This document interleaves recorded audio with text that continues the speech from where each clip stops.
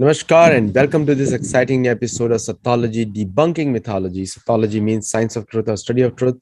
Opposite of that is mythology, which means science or study of fake, lie, or imagination. Sattology builds your identity and mythology destroys your identity. And the reason why there is a big politics behind it is most of the Abrahamism influenced cults, they try to undermine the native cultures. So entire Native American languages, Native American customs, Native American culture is mythology. No history is ever documented. You will be surprised as if this world had started just in the 15th century or 16th century. And we all know that America was populated more than the physical records are at least 150,000 years minimum. So why there is no history documented, why there was no attempt made to document it, and why so many Native Americans pushed into reservations. Now, if you think that it happened only in North America, you'll be shocked. Worse happened in South America, all coming from the same source, which is today is known as, I'm not against any group or culture, but history speaks something else. The same source, this was a faith-based colonialism or faith-based, what do you call it, CRT, we are very much critical race theory. It is critical faith theory mentioned in my book, Gold, Glory, and God. I have a very, very special guest today, and she is princess, literally a princess. She's from a royal family of Travancore and princess 12th in line. So without delay, let us welcome Smt Lakshmi Bayi Nalapat. Namaskar. Namaste, Aditya. Thank you for having me on your show. And Always namaste, everybody who's joining in. For the viewers, I must tell you, I respect her a lot because she speaks her mind and in a very eloquent way. You must have seen many of her articles in many Indian newspapers. And also she has come on our show many times discussing many topics, very popular videos. So today we are discussing something totally different, and it just came on a small discussion we had, the cruelty of isms. And so before I start off, I'll want to give you the floor. Say, so how does the ism affect us? Do you hear it? Are you asking me? Yes. How does the isms affect us? And then we'll go into the details over there. Okay. Aditya, when we had this discussion and then you had suggested this very fascinating topic of conversation, I Googled, okay, ism, okay.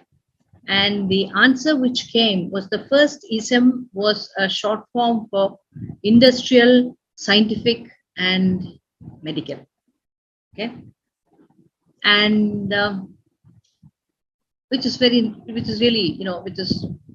how things were recorded those days. It was on radio talks, which ism was a short form of that. And there is another thing which I read as I scroll down. I will not pretend that I know everything. Okay, I use Google very often. I use my memory less. And one of the things which popped up about isms is it's so meaningless. And I just threw my head back and laughed because it is so true. It is very, very, very difficult to make sense of any kind of isms. Having said that, I would like to add something. Any ism, any philosophy, any way of behavior is irrelevant if you do not place it in its space and time. Space and time are the two coordinates which are there for our human existence. Eternity, philosophy, divinity, they are free of space and time. But then as you and I are two human beings discussing this subject, we are very much bound by space and time. So any ism which is taken out of context can be used as a as a terrible weapon. Aditya. When I was talking to some professors here, some very good Mm, friends of mine, and in the conversation, I spoke Christianism, mm, Islamism, mm, Judaism, mm, and they seriously objected to it. They said that mm, you cannot call it ism. It is mm, Christianity, it is Islam, and it is Judaism. I said, why mm. Jews have been singled out of ism, and why Hindus are singled out for ism? Okay. So the connotation did not strike me, and I did the same thing which you did. I searched on Google. Ah. Ism is meant to tell people that it is not real, it is made up, and Mm, that's how the Western mind thinks. So when they mm, actually say Hinduism, they are mm, actually saying that these people are imaginary, fictionary characters, and there is no mm, God, there is no salvation in them. They believe in it, they're convinced about it.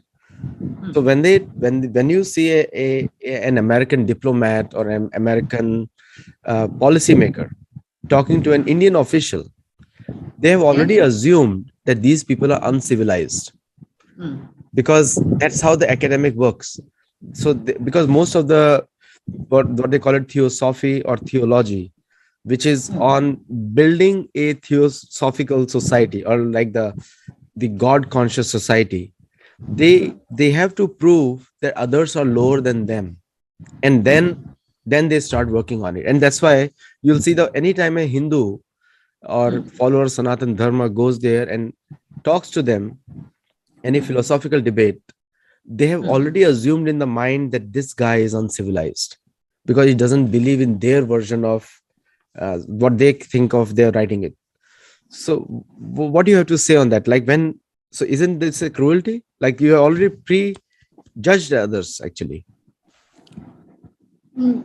Let me give you a example of the West, which is burning right now. Okay, about their civilization and how um, cultured they are, as opposed to the rest of it, the West and the rest. Okay, what Vladimir Putin is doing on Ukraine is not nice. Okay, I don't agree with him. Any country attacking any other country is not a good idea. Having said that, if you look at the overreaction of the West, if you look at the amount of money which America is pumping into the Ukrainian war, money which they could use domestically, if if the domestic condition in America was so wonderful, everybody had food, homes, uh, a basic level of standard of life, then of course it would be a very different matter. But when you see Ukraine well, being artificially kept on a heart lung machine, you wonder how civilized are the so called civilized nations on earth. Point one. Point two, if you take history, even let's say recorded history, you have seen times when India has been right on top. You've seen times when China has been right on top. You've seen so many countries, go on top and then come down. Okay, it's a cycle. It's a cycle of time. It's a cycle of good fortune, misfortune. Could anybody have believed that China would have been what it is in 2022, but let's say 2018, before the corona started? Okay, I mean, had somebody said in the beginning of 1900s that China would be like this, nobody would have believed it. But China is a superpower. So the question is, what is civilization? What is progress? Is it money? Is it just money? Of course, money is very, very required for human life. Is it just wealth? Is it just your muscle power which you can get through your wealth? Is it what you get by scaring people? Okay. So you have first to make up your mind what civilization is, and then see how civilized each one of us are, each one of us as individuals, and each country that we live in. Yesterday there was a Tucker Carlson show, and Tucker Carlson is a very popular news host here. In fact, most of the Democrats also watch him. He's a Republican show host, but seems to be very balanced in many ways. I like him personally, like Arnab Goswami. I like this guy also. Now, when he spoke that the human rights are best protected only in Bible, and the Bible has protected the human right, and there is no other scripture which protects the human rights better than Bible. Now, he obviously forgot the history, and I wrote a whole book on that, Gold, Glory, and God, where how the Vatican authorized the colonization of the east of Atlantic as well as west of Atlantic, and that's how the colonization started. Obviously, they were all searching for me. Therefore, my book is an Indian, because they were all searching for Indian. So an Indian writing the account for a Native American, because they were also called Indians. And Yeah, of the course. word Indian in Europe and English language means a backward, uneducated, like in Hindi, you call it Dehati, or in Maharashtra, you call it Ghati. These are pejorative terms. Now, the connotation is pejorative, but Dehati is a very good word actually in Sanskrit. Means one who believes in that somebody is special in the Deha is called Dehati. So, but the connotations are very bad. The word Indian means a backward, like just like George. George is a guy who works on the farms, peasant. So he's not considered a great word in the English language. Now, the etymologically, I'm saying in pure etymology, I'm not even going into the connotations here. George Washington obviously was a great guy, but the arrogance of the, what you call it, arrogance of the mindset is that we are the only ones who are civilized. We are the ones who gave democracy to the whole world. But the problem is in that process is, in 1908, Vatican declared that the conquest of USA was over, and that meant that the Native Americans were less in population than the European settlers, and that's where the democracy was implemented fully in the US. And but still, Native Americans were not given the right to vote. So when this kind of, maybe they are taught in a certain way that they have brought civilization to the whole world. So the whole gamut of human rights and democracy, again, it fails in the front of this kind of perceived arrogance, where you see that the other people are down, literally down. And there are at least 100 authors in the history who have glorified Sanatan Dharma as if they have 1,000 mouths, beginning with Mark Twain. He's an American hero. He glorified Kashi, as if he has no. And William Jones, the two American authors, very famous. So what do you have to say on this? There's a perceived arrogance right now here. Let me put it this way, Aditya. The biggest problem with all indigenous, let me use that word, indigenous societies, cultures, is that there was a time when we were very, very sure of ourselves. The teachers and the elders used to tell us, do this, do that, get up on the right side of the bed, for example. That is because the Earth's magnetic field and our body's magnetic field will be in sync if you sleep with your head towards the east, and then you get out through your right side. They tell you to touch the floor and put it to your forehead. Now science says that it's not a good idea to jump up from bed and put your feet on the floor. The first thing, you're supposed to, turn on your side, put your hand on the floor, and then get up. Now we used to do this. There were knowledgeable people, and not just knowledgeable people. This is something which I'm probably, people are going to get my head for that, but this is something which I see now in India. Earlier, people who were knowledgeable, the gurus, the teachers, they were very humble. The more they knew, the less arrogant they were. Any student could go to them and ask them, why are you telling me this? And they would answer in such a way that would satisfy the student's curiosity. It would not be because I told you to. Now, unfortunately, a lot of teachers, a lot of elders are going down that path. You have to do something because I'm telling you to. I'm older than you. I'm more educated than you. Those are the reasons. Those are not actually valid reasons. And because of this lack of knowledge, because of the gap between the ones who know and the ones who were taught, um, because of this gap and because of this communication gap more than anything, we started doubting ourselves. And the moment you doubt yourself, anybody who wants to capture your mind, capture your soul, capture you, he or she's got a very easy path because you have surrendered half of yourself. Of course, you should question yourself. You should keep questioning yourself 100 times. I'm not saying just blindly believe, no, but learn. You see, go from ignorance to a desire to learn, to knowledge and apply it. It's one cycle. If it's broken at any point, it becomes useless. That's what is happening to a lot of quote unquote indigenous people and societies. You're absolutely right. I know where you're referring to, because Shastra says, Shruti Smriti Puran Adi Pancharatri ki vidhin vina ekanti ki harer bhakti utpataya kalpate. So it creates only utpat when you forget Shruti and Smriti. I think that's where you're referring to. And somewhere we have to go back to the Shastra. So when you look at the Indian civilization or the Vedic or Bharatiya civilization, it is the most advanced civilization ever existed, and it will never diminish also.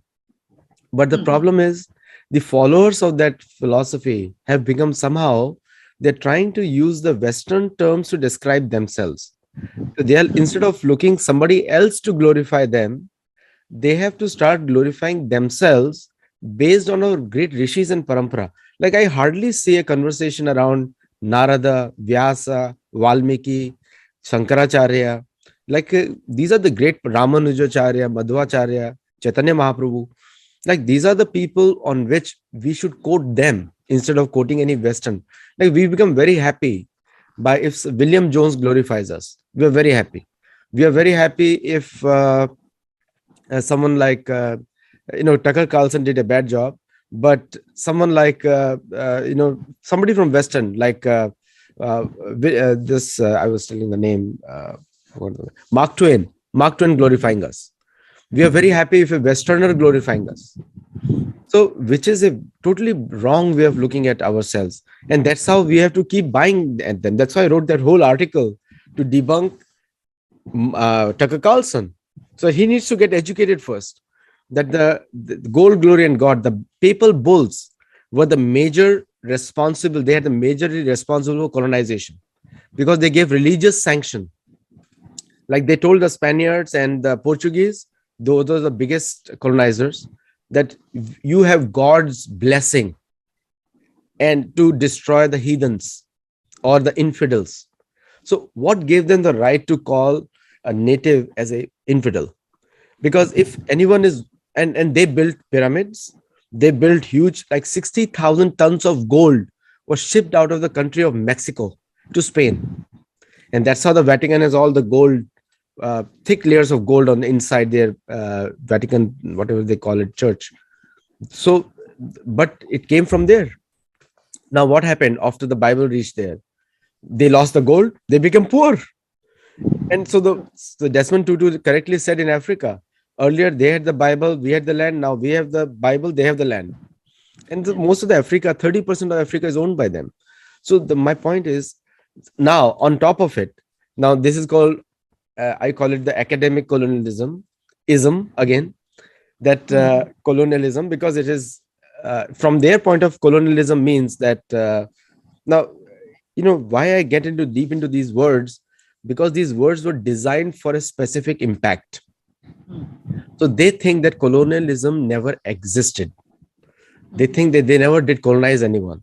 They thought they brought civilization to others.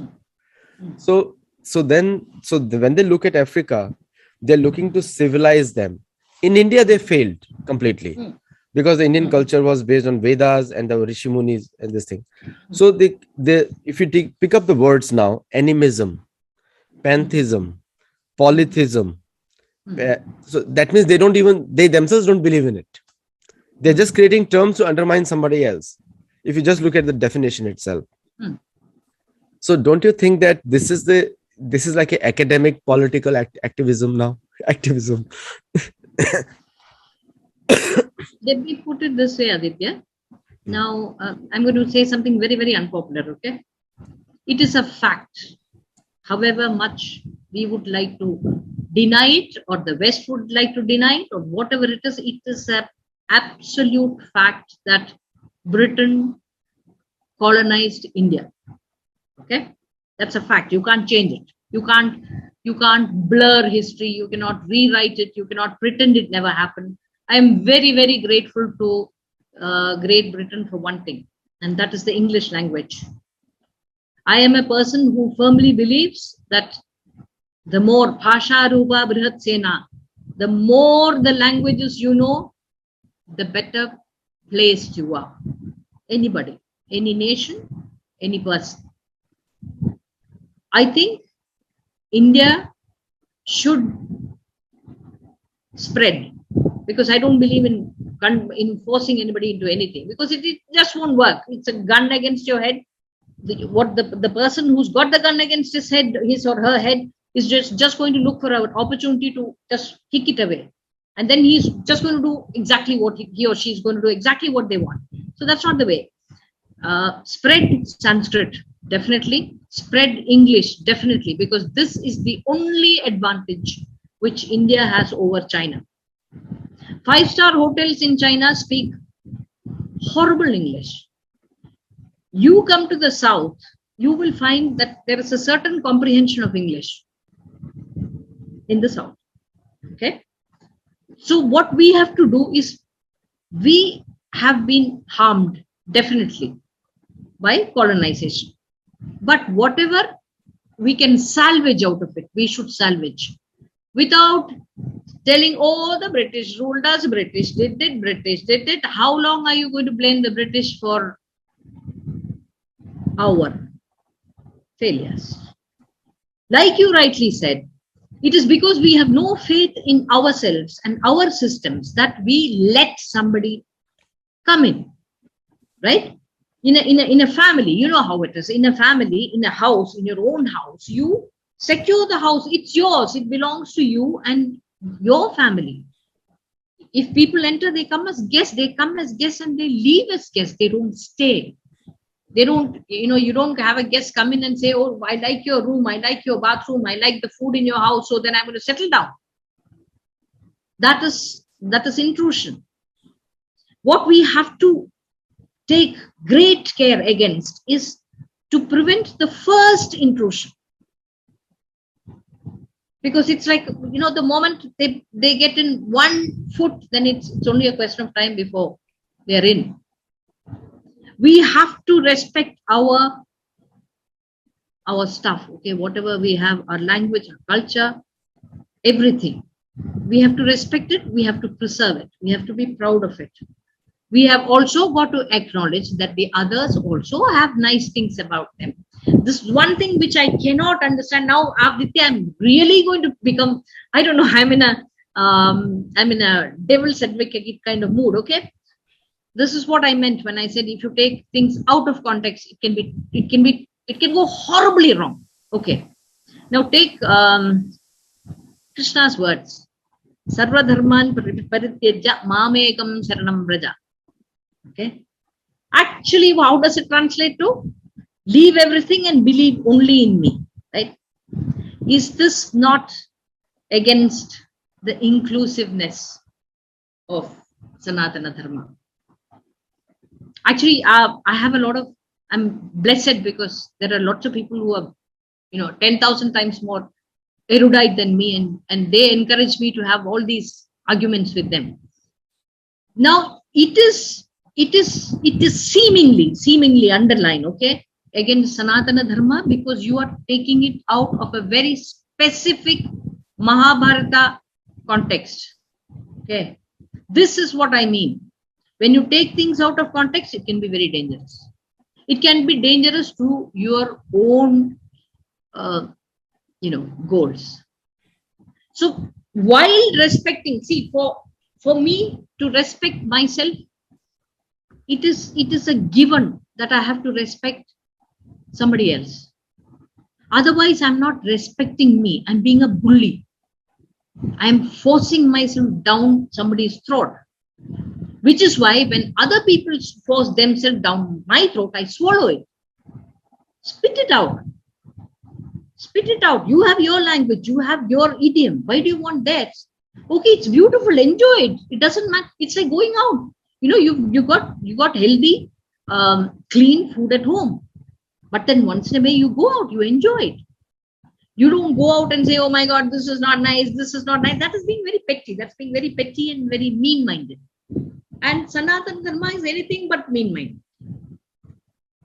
See, we have to come back to our, not come back. See, Aditya, sometimes I'm fearful when people say we have to go back.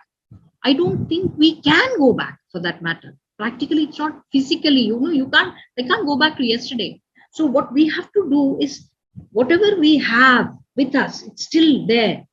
I would conservatively put it that about 20 to 25% of the indigenous knowledge is still available to us in a retrievable form. So many Upanishads have just disappeared because we don't write it down. We are a very oral country. So my grandmother teaches me a shloka. I hear it. She doesn't write it down. She recites it. I hear it. Then I learn it. That is how it's actually, our brain was like, before the advent of the cell phones. I could remember about easily 300 numbers by heart. Now I can't. It's like that. So one faculty is dying out because we're being pampered. And we have to be very careful that this pampering is not at the cost of something which is so precious, which is inside us. See, of course, cell phone is very handy. I just press, I do search AD and your number comes up. Very easy. But earlier I didn't need the search. That is what I mean. So we have to use what we have. We have really got to use it. We have to, and we have to stop this whole, these are all ancient, useless stuff. It's applicable in the 7th century. It's not applicable now. So we have ourselves relegated it into something, the past. Past is something dead. You see, look at this. Latin is used in churches, but it is not. But look at Sanskrit. There are villages in India which speak only in Sanskrit. If you learn Sanskrit, it's one of my regrets that I haven't learned Sanskrit in a scientific way. I've picked it up on the job, hearing it. And if you understand Sanskrit, you can understand Malayalam, a great deal of Malayalam, Kannada, Telugu, Hindi, and so on. So actually, by learning one language, you are, you're spreading into a lot of others. It's giving you extra help. So this is something which we have to learn. There's no shortcut, Aditya. There is really no shortcut. You cannot say that, I'm saying that we were great, pat ourselves on our back. Great. All the more reason that, our present situation is so sad. And we should change that. Everybody should change that. You very correctly said about that shloka, Sarudharvan Parityajya. Now there the dharma represents to all kinds of material connections and self-created responsibilities and duties that we have imposed upon ourselves because of own mind, intelligence, senses, and other things. That just means that because Mam Ekam Sharanam Vraja means everybody knows. Parashar Muni explains that the word Parashar Muni tells Maitreya that the word Bhagwan is only meant to be used for Krishna. Now, many people will object me, but if you want to read it, it's coming in my new book. It's in Vishnu Puran, and Mm, anyone wants to read Vishnu Puran, I'll tell you the chapters. The mm, sixth mm, part of Vishnu Puran, fifth chapter, mm. Yeah, verses. hold on. Aditya, just one second. I'm going to write it down. Okay. I'm going to write it down because you're giving me a capsule of knowledge. Tell me. You're helping me. 6.5.70 onwards you read. Zero. Okay, Vishnu Puran, right? Yeah. Thank you Six. because you're giving me knowledge in a capsule. Thank you so much for that. No, no, no. You I'm not see, giving you anything. You're very no, knowledgeable you are yourself. no. But see, this is the job of a teacher. This what you just did 2 seconds ago is the job of a teacher. I don't know something. I want to know something. You are helping me. See, you can See, always say, why don't you read the Vishnu Puran yourself? Of course, that's a very correct response. the shloka actually says, Eva Mesha Mahachand Chamda Shabdo Maitre Bhagavan iti. Para Brahma Hmm. Bhutasya Vasudevasya na anyaka. Hmm. That other than Param Brahma, Para Brahma is Hmm. again referred to as Bhagavan Krishna. He says in Hmm. Bhagavad Gita also, and there two independent people are talking. Not Krishna is talking, not Arjuna is talking. Ah. Here the conversation is between Parashar and Maitreya. And Parashar Muni is telling Maitreya that the word Ah. Bhagwan cannot be used for anyone else. This is from Vishnu Puran. And there Hmm. are six, because I always tell people that don't just read shloka on its own. Read Yeah. three or five shlokas behind or three or five shloka ahead Correct. so Correct. that you know the context. And sometimes the Correct. context you have to go back to the beginning of the chapter also. And Hmm. that's the shloka over there. And I was shocked to read that because I am researching for my latest book now. The newest book is 108 Meditations. It's called From Mindlessness to Mindfulness. Hmm. So that's the title of the new book which is coming out. So the Hmm. point is the Sanskrit is very specific language. Here the word is Hmm. na anyaga in the Hmm. end. The Hmm. means for no one else, na anya. Yeah. For no one else, this can be used.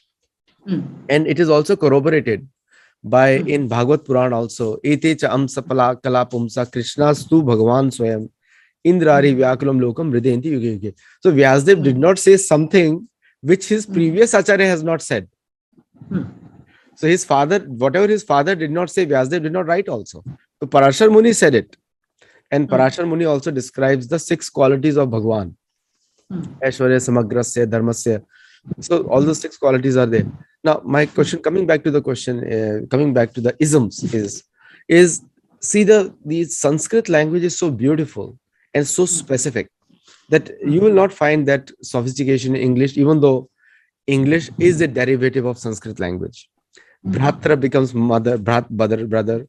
Matra becomes mother, matra. So, and sistra becomes sister, like very common words in English language. Sharanagati became serendipity. Hmm. Jagannath became juggernaut.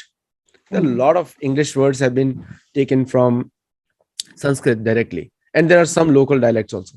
Now, if you talk to an English person, and I have lived in London, and you visit there very often.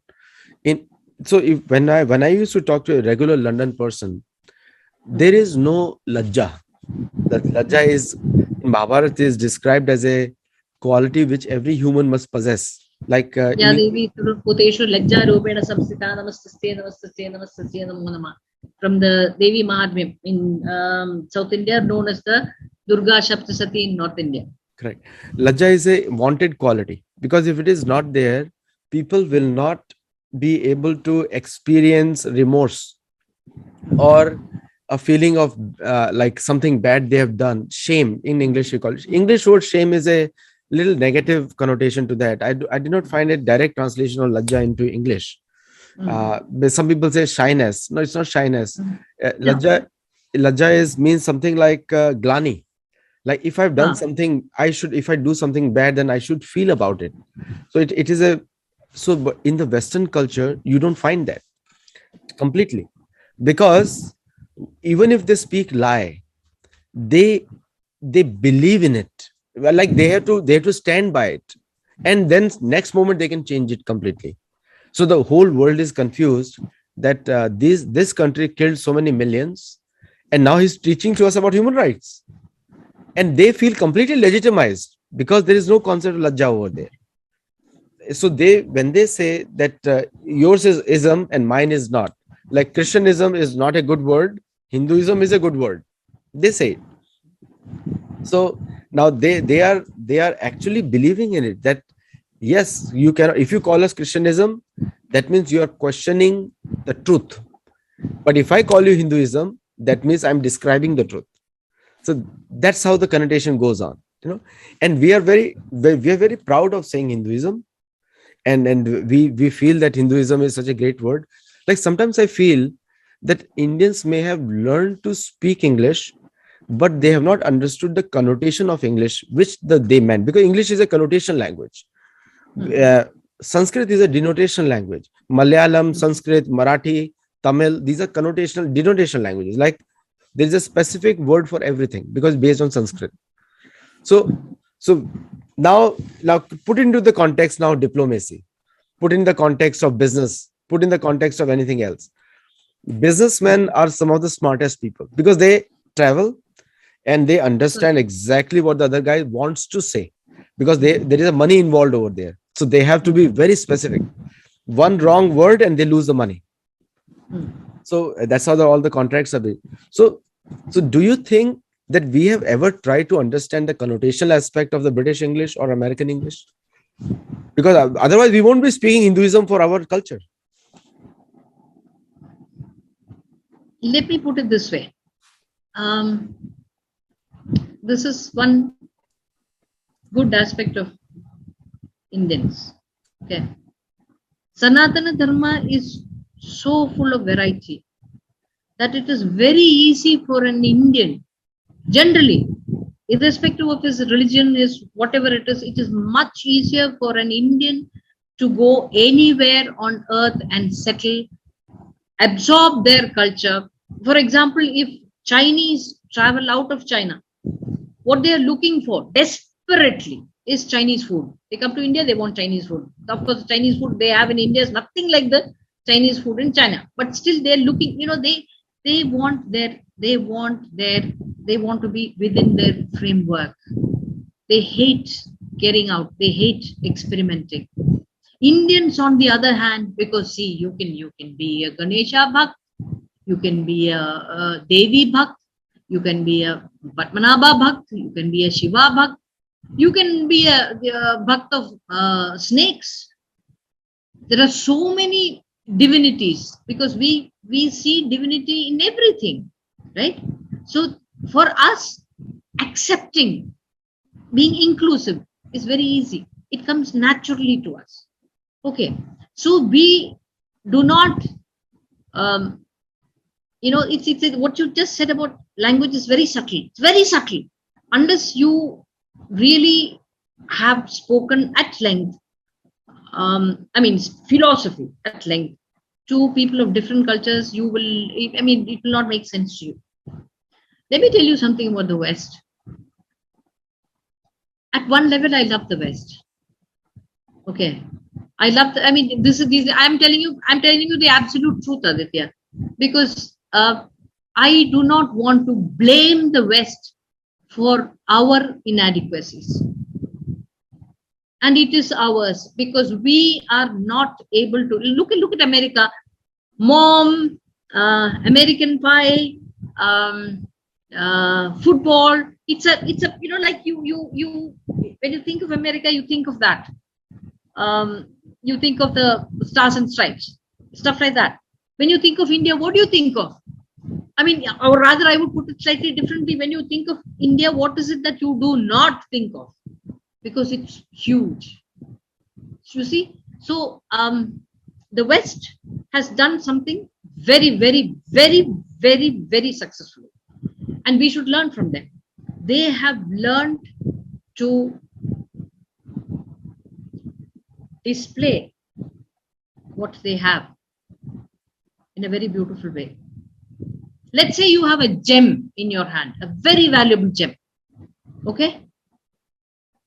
You wrap it up in newspaper and leave it on the table and say that's very valuable. Of course it's valuable. There's no doubt. Now you take the gem, you polish it, you put it on a piece of black velvet. Nothing has intrinsically changed with the gem, in the gem. You put it in a very beautiful golden setting or platinum setting or whatever it is, and you put it on a piece of velvet and you show it. What do people say? Wow, it's beautiful. That technique is what the West has, which we do not have. And instead of learning this technique, what do? We say we were great. That doesn't help us. We were great. Of course, we can say we were great to each other till the cows come home. There's no point. Do you really want to be relevant? Then please do one thing. Every Indian, each Indian, okay, do certain basic things. Okay, clean your surroundings. It's a very simple thing. No government of any party, any individual, any leader is going to ensure that. There is a place called Sultan Bathery in Kerala. Okay. Now those people together, the people of that place together decided that we are going to make this place super clean. In 4 months, they succeeded. That is social responsibility. India has many millionaires. Do we have social responsibility? I do not know. How many of us have social responsibility? I do not know. Can't one person teach one person, educate one person? Can't we stop polluting our water bodies? Why is it that everybody says, oh, let's go for a holiday, let's go to Switzerland? Okay, for the chocolates, the cheese, to buy back a cuckoo clock, yes. But also the cleanliness. You see? Now, unless we do that, and there's nothing called an idea of India or a thing, a concept called India being accepted worldwide. Why is it that people who can afford children in India don't have children, and people who can't afford children have 7, 8? I'm seeing it happen. Not in Kerala so much because, Kerala is very good in family planning. Why don't we do things like that? Why don't we clean ourselves up? Why don't we make money? Why is it that we look down on success? Why is it that we say that, oh, somebody is rich, his father's printing notes? Why don't we acknowledge hard work? Why don't we take just the positives from the West? Just the positives. Dump the rest. We don't need it. We don't need their sanctimony. We don't need their holier than thou, but we need this. We need this deception, this discipline. Why can't we be on time? Have you seen any Indian? Yeah, I'm guilty of that myself. Okay. If I have to record your show at 7:30, I tell myself it's at 7. I'll never be on time otherwise. So unless we sort of, it's exactly like losing weight. Okay. You have to exercise. The pills are not going to help you. You have to exercise. You have to take care of your food. You have to be healthy. And then you lose weight, and you don't lose weight, in 24 hours or 1 week or whatever it is. Look at the time you took to gain all that weight. I am speaking from experience, okay? And look at the time you took to gain all that weight. And look at how you enjoyed yours. How many chocolate sundaes did you have? So it is anything, Aditya, anything, whether it is learning, whether it's dieting, whether it's working, whether it's cleaning, whether it's praying, whether it's meditating, the pattern of action, let me put it that way, is the same. And unless we have discussed this all this up and down quite a lot. But what have we done? What have we done so that people can look at India today? Okay. Yes, in space, yes. In technology, yes. What when we, you look at India and say, oh wow, we'd like to be like them. You see? So unless we are really, really, really sure of ourselves, unless we lose this fear, there are two reactions I've seen to power. One is fear. The other is flattery. Because the white men were flattered. You see? Because they had the power. They were flattered left, right, and center. So then, if you make me feel, for example, that I'm the greatest person on earth, first I'll be, oh Aditya, how nice of you, how kind of you.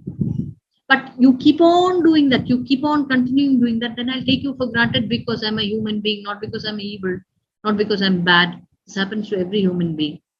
You bend your head and keep on inviting people to stand on it, stand on it, stand on it, stand on it. First they'll say, no. Please, it's your head and my foot. My foot is not meant to be placed on your head. But then you continue in that vein, then people will. And you cannot blame them for doing that. Because I believe that human beings are just different animals. And you are, it's a natural thing. It's a natural thing for, to struggle for existence. It's a natural thing for me to take care of me and mine and then think of others. So this is what is happening. And I believe that we can tell the West that, look, thank you so much. You're very nice, but this is where you get off. That you have to say. And along with it, you have to say that this is where we get on. We have this. I'm a savage. I'm a proud savage. I don't want to be civilized. For me, it's a bad word. I don't want to be civilized. I'm quite happy as a savage. Native savage. All these words like the savage and the civilized, these are very condescending words, like describing somebody else. You will, in Vedic culture also we have words like Malecha, Yavana, but those are not based to undermine others. Those are to recognize what the other person represents, not to tell people that you are, like my mother used to call me Mlech. If I do not take shower on time, they say Mlech. Oh. So do you know the actual meaning of Mlecha? No, tell me. Nam ichchati iti Mlecha. He who desires meat is a Mlecha. So she used to call me, if I do not take shower on time, then she'll call me Malicha. Yeah, Malicha. So means unclean people. Uchistam. Like Chamedyam Uchistam. The word used is that is used for objects and things which are dirty. Like the only untouchability. Yeah, the only untouchability in entire Veda is touching a dead meat. Correct. That's a malich. That's considered untouchable. Not humans. Correct. Not humans at all. Or those humans who have not taken shower. Like when I was small, if I skip a shower, then she'll call me Malicha. So it's a qualitative word, not to undermine others, but to correct others. And similarly, Yavana are also based on characteristics, not based on, but the words like savages, the words like evil, devil, these are all, and isms are all in the same category. Why not Christianism? Why only Hinduism? Like the simple questions again, ism. So the words have the ingrained that superiority aspect, not for others, but to train their own people that they're better than others, therefore they can judge others. Therefore you'll always find and again, excuse me if any American is watching, that many of you are, who are live right now. So again, killing a cow for food, so you destroyed the first morality right there, because now you are actually the most useful animal who gives you milk, whose cow dung is used for fertilizers, even organic farming, it is used extensively. And taking off the milk and everything beneficial, you kill. Where is the civilization now? My question to all the Western people or the churchgoers, where is the civilization? That the most useful animal, you took the best from her and then you killed her. So, basic act. Now, now the same person. Now I ask you another question to all the ism people who are ism proponents or created all these words, isms, academic scholars, and all these people. I ask them another word. What right now you have destroyed the basic act of compassion and morality. You took the milk, you made yogurt, you made cream, you eat all kinds of things coming from that animal, and now you killed her for food. So where is the gratitude to that animal? Where is the compassion for that animal? Now, second part is, now you've destroyed the basic morality. What morality you have to ask somebody who is protecting cows to them that you have no human rights? Now, where is a so the point is, unless people like us and you, we show them the mirror, like, see, look yourself first before you tell others they have no human rights, they have no democracy, or you say that we have civilized the world. Building roads, cars, and iPhone is not civilization. These are tools. People were communicating before that also, but right now we are using these modern tools. I'm using it. I'm a technical guy, like trained to be a computer science businessman. Right So now we are using it, right? using it, You're sitting in but America, I'm sitting in India. yeah, using this same technology to educate. To what is the purpose I'm using it? To stop the moral lectures on me, to stop the condescending attitude towards me, or to stop the fake sense of morality and fake sense of civilizational superiority on me. So I'm questioning that using the same tools of trade. So the point is, the morality and the fake cultural superiority, or the colonized, that civilizing others. We have to like look in the mirrors and say, hey, whom are we talking to? We are talking to the people who are grateful to the cow. Because we think that the cow has given us milk, so we owe them something else. We gave them at least protection. At least protection. I was reading the statistics.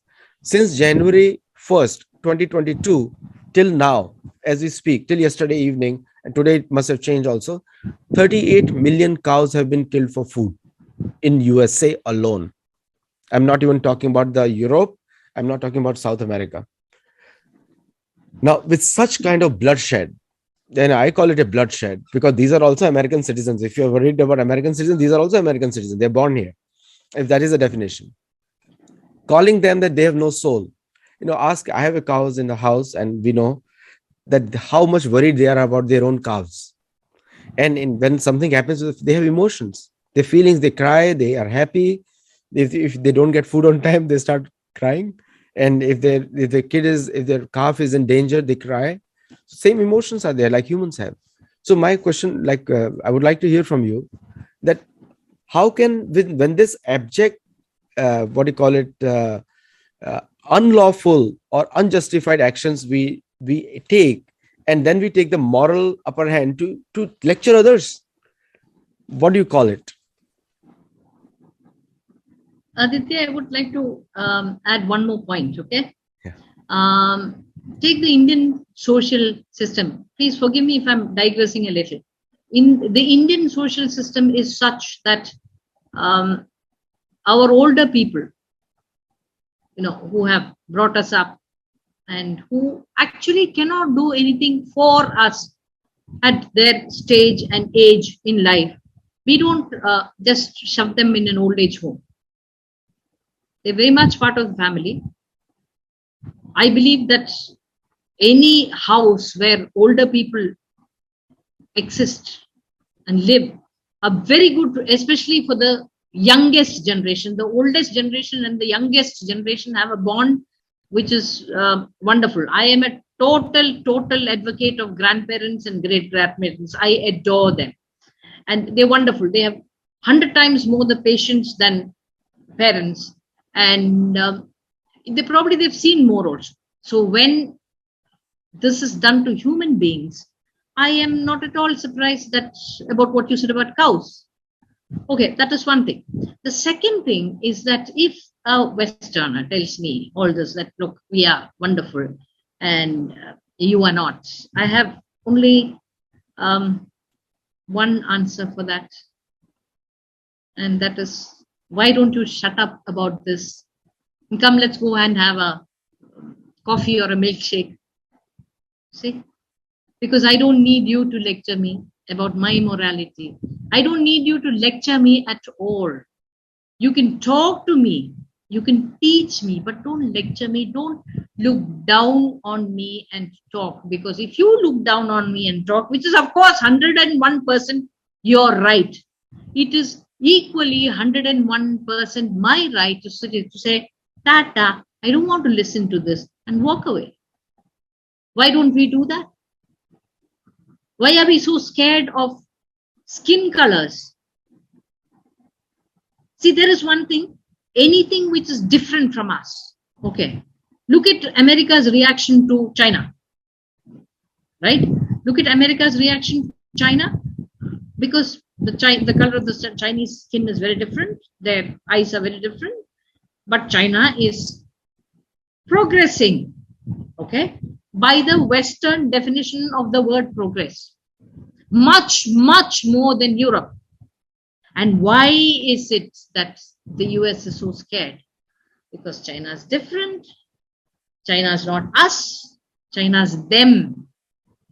So there are, normally what happens is, if you don't know something, there are 2-3 ways of reacting. One is that you're scared.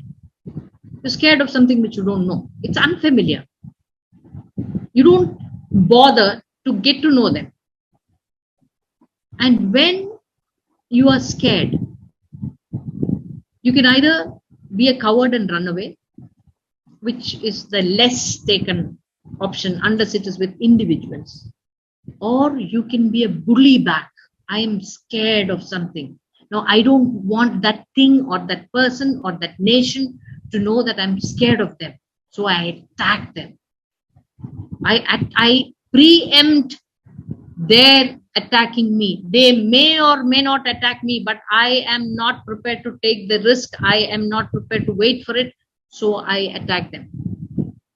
I hit them before they lift up their hand. And I have the advantage of surprise. That is what is happening in the West.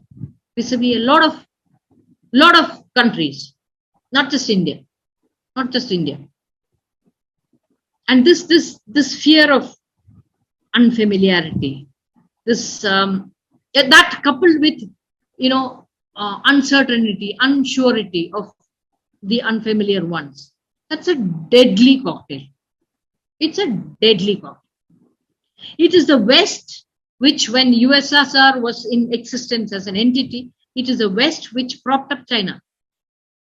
It is America which propped up China. America made China grow so much. And China today is like a genie out of a bottle. They don't know how to handle it. It's become too big. You see? And how do you now look at see, there's nothing fixed and static in space and time. The whole world is it's evolving. It is changing. I won't know if it's evolving to a better thing or a worse thing. I would say it's changing. Changing is a safe word. And what does it change to? How does the change affect? How do you react? What brings about the change? Why is it that lots and lots of people in the West are very interested in Indian philosophy? You find such a lot of them who know more, especially with the internet. A lot of stuff at your fingertips. They know so much. They learn Sanskrit. They learn letters which are not there in their language. In the 26 letters of English does not contain, the kharaksharas. Ka, gha, ga, gha, nga. Nga. Try to get a Westerner to pronounce nga or ra. You see, mara, which is Malayalam for rain. They say Mala or Marza. See? So that's how. And then instead of being, we should not be like the West. We should not say we are holier than thou. You should say, come, we have this. Let's sit across the table and talk. Because unless you are communicating, you are always leaving a risk of conflict. We don't have to be bothered about what they think about us. We don't have to be bothered.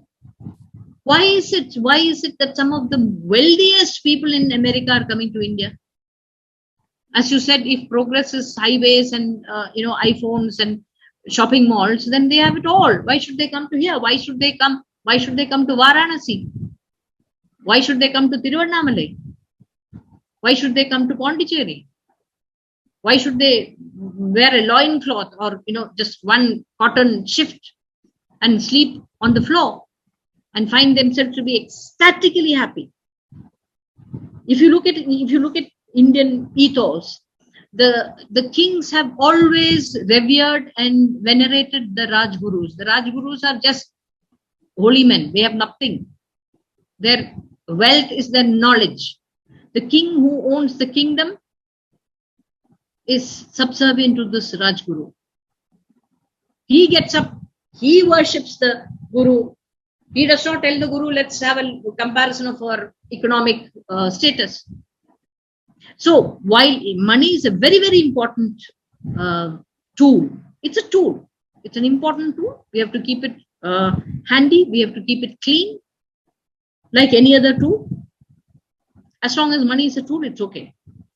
But if money becomes a moral value judgment, then all of us are in deep trouble. And unfortunately, as they say, the material nations are looking down on the non-material nations. And the sad thing, the really pathetic thing is that we are agreeing with them. There's something called sanction of the victim. When we agree to be victimized, it is 50% our fault also. I wish we could, we could say, oh, sorry, it's all their fault. That's a nice way of doing it. But that's a sneaky way of doing it, and it's an untrue way of doing it, and it won't help us in the long run. It's better that you face your limitations. It's better that you look at it and say, okay, this is where we've gone wrong. Instead of covering up, our mistakes. This is where we've gone wrong. This is where we have to stop making the mistake. This is where we have to change. And wherever we have to do that, we have to do that. Otherwise, we're just going to be, probably 500 years down, though I don't believe it, because like I said, time and space are not static. So we'll be having the same discussion. Look at Europe in 300 years ago or 500 years ago. China used to call India the heaven in the middle kingdom of heaven. That is what we were. So, see, whatever is done, Aditya, is done and dusted. We can't change it. But we can. Please continue. Yeah? Sorry, you're saying something. No, please. No, whatever is done and dusted. We can't do anything. We can't change it. But at least from now onwards, you can change. You can change your modus operandi. True. When you see that something is not working, you change that, don't you? Absolutely. Like you were talking about businessmen, they don't throw good money behind bad. They cut their losses. You're so right. Businessmen need that kind of language. They need that kind of precise focus. And you're right that they use language probably much better than many people do. Definitely diplomats. Maybe artists use them better. Artists are in a different world altogether. Yes. So the last point will say I know people are loving this discussion actually live, who are listening live. Now the one of the things which comes to the mind is when the Europeans judge their superiority, they judge in terms of money and how much wealth they have looted, and it is considered as a prize. Actually, the Yes. entire London's wealth is built on looted wealth. Spain and Portuguese, their civilizations are, you can call them the biggest looters, bigger than Somalians, and the Somalis have looted as well, but these are the most, I'll call it the well-dressed looters. and Ah, and according to themselves, their own standards of well dressed, but we think of them again. For cloth, they look at India. So if it is an Indian cloth, it is the highest priced cloth in the US is Indian cloth. It's true. a for Indians they wear it daily, but for Americans it's a prized possession to have an Indian cloth. uh, so the point is they did it for wealth, and just because they looted everyone, and after the post World War II, they used their militaries to continue the colonization attitude by winning favorable deals. Now and then the academic, and my biggest blame goes to the Western academics, because they, even though some of them 1% may be good or genuine, but the 99% of them, they accentuate this superiority model, and where they call everyone bad names and they themselves keep the best name titles or terms reserved for themselves. So how do you see that in the upcoming, because if India has to rise, then people like you, people like academics sitting in the Indian universities, they have to start pronouncing like, hey, there is something missing over there. Unless we took out that take out that list, that hey, the Western academics, I like, why should my students go to Harvard to go as a human and come out as an animal? We don't want that. We want them to become better in culture. Why can't we now start pronouncing our views on saying that Harvard is a piece of crap, or Yale is a piece of crap, or Carnegie Mellon is like a useless research? Just to let you know, the American universities have $800 billion in endowment funds sitting with them.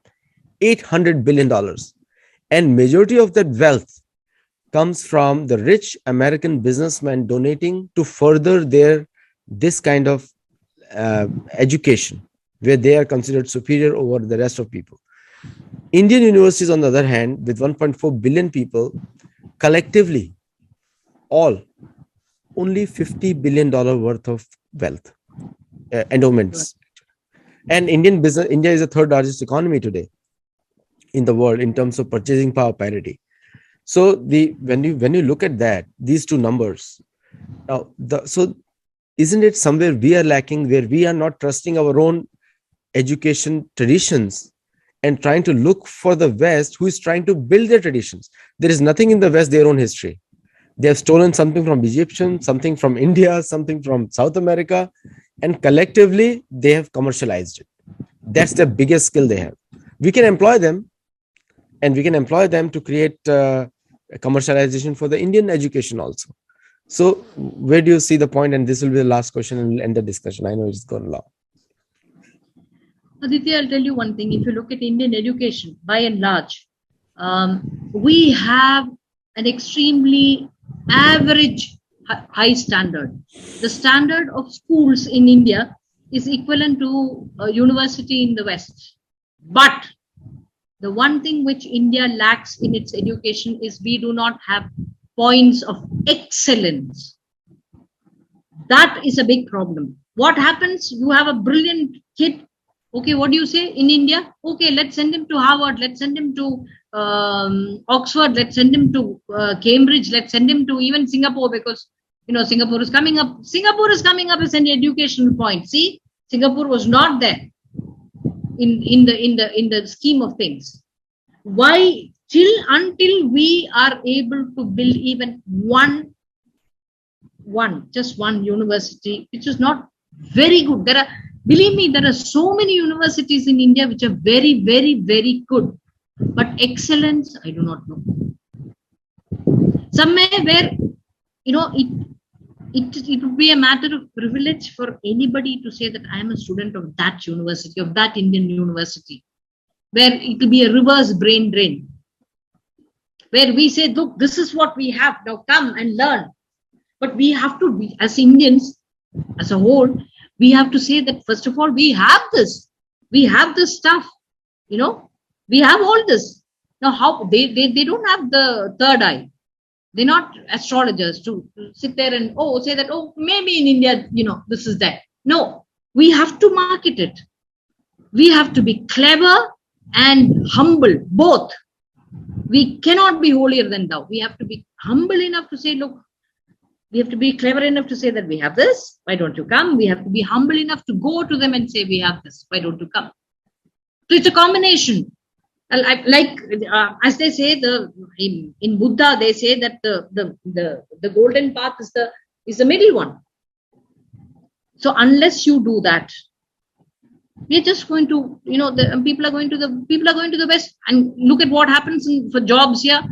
Where have you studied? Harvard. Okay, appointment letter. Where have you studied? Banaras Hindu University. Oh, okay, fine. We'll get back to. See, that has to change. We have to be proud. See, there is this Sanskrit word which is ahankaram, okay, which is ego, abhimanam. We have to be full of abhimanam. We have to be full of pride and self-confidence. It's a pride which comes out of, okay, I know so much. It is added with the humility that if I know so much, there is so much which I don't know. That has to be there. Not, my ancestors knew so much when you were in the caves. You were naked, hairy men like apes in the caves. That's not the attitude, according to me. I mean, and lots of people say that I'm soft. I would prefer to be soft, stupid, whatever labels they stick on me. I love it when people stick labels, okay? I love it when people stick labels. It amuses me. It thoroughly amuses. It's better that I'm like that than I am so pompous and Miss Know-it-all, Mrs. Know-it-all. I don't want to be like that. I don't want to be like the West. I want to be like this, the way I am. Call me savage, call me whatever it is. I don't think it's a derogatory name at all, because I find savages are. Do you know that Albert Schweitzer, who I think he won the Nobel Prize, he went to meet a tribe of cannibals, and they asked him, why is it that so many people are being killed in the World War? How will you eat all of them? So he was horrified. He said, we don't eat them. I mean, we don't have war to eat people. So then they turned around and asked him, then why do you have wars? Now tell me who is the civilized one. Tell me who is the cultured one. I would prefer to be that savage than, like you said, a well-dressed thug. Thank you so much. It's always a pleasure. And I think I can talk to you very freely somehow, that I have the comfort factor. And also for all the viewers who are watching, do watch this video till the very end. And I'll put this link in the front also. And listen to every single word of this discussion. And we'll do one more series on this one. And I'll discuss the topic with Lakshmi ji, and I'll come back to you. And do comment on the video and let us know your feedback, and also share it widely so that more and more people learn from this discussion. Namaste and thank you. Thank you so much, Aditya. Thank you, everyone. Namaste.